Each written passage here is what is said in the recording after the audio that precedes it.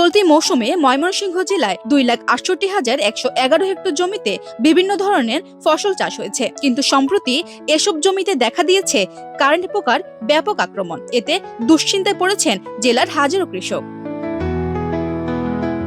জানা গেছে, ময়মনসিংহ সদর উপজেলার জয়বাংলা, চরশিরোতা, পরাণগঞ্জ ও বিদ্যাগঞ্জ সহ আশেপাশের এলাকায় কারেন্ট পোকার আক্রমণে বিপর্যস্ত হয়ে পড়েছেন কৃষকরা। ধান, সবজি ও অন্যান্য ফসলের পাতা ঝলসে যাচ্ছে, গাছ দুর্বল হয়ে পড়েছে, মাঠ জুড়ে দেখা যাচ্ছে পোকার দাপট। কীটনাশক ব্যবহার করেও নিয়ন্ত্রণে আনা যাচ্ছে না এ পোকা, ফলে প্রতিদিনই বাড়ছে ফসলের ক্ষতি।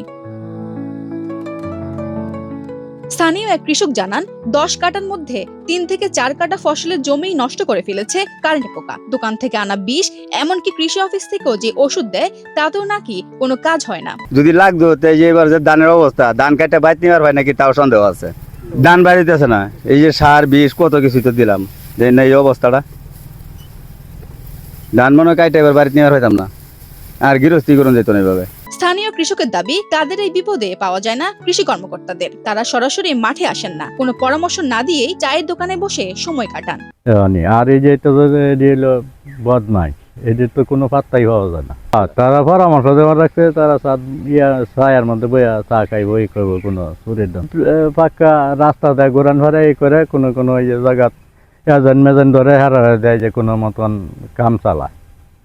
আসলে এরা মানুষের সেবা দেয় না, এই যে ক্ষেতে এরকম দুর্ভোগ। অন্যদিকে কৃষি কর্মকর্তা বলছেন, আবহাওয়া অনুকূলে না থাকায় পোকামাকড়ের প্রকোপ বেড়েছে, তবে কৃষকদের নিয়মিত পরামর্শ দান অব্যাহত রয়েছে বলে জানান তিনি। বলেন, কৃষকদের অভিযোগ পুরোপুরি সত্য নয়। কোনো কোনো উপজেলায় বিক্ষিপ্ত হবে খুব সামান্য পরিমাণে কিছু রোগ এবং পোকামাকড়ের প্রাদুর্ভাব দেখা দিচ্ছে, কারণ এখন যে আবহাওয়া বিরাজ করছে, এই আবহাওয়াতে আসলে পোকামাকড় এবং রোগ আক্রমণ করতে পারে, এটা খুবই স্বাভাবিক। তবে আমরা এই ব্যাপারে খুবই সজাগ দৃষ্টি রাখছি।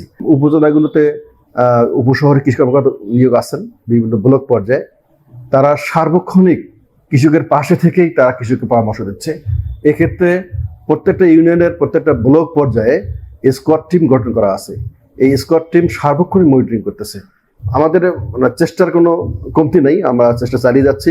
আকস্মিক পোকার আক্রমণ এমন দুশ্চিন্তা ফেলেছে কৃষকদের। ফসল বাঁচাতে এবং কৃষকদের সাহায্যার্থে এগিয়ে এসে সমন্বিত প্রচেষ্টায় সমস্যার দ্রুত সমাধান দরকার, অন্যথায় ঝুঁকিতে পড়তে পারে উৎপাদন।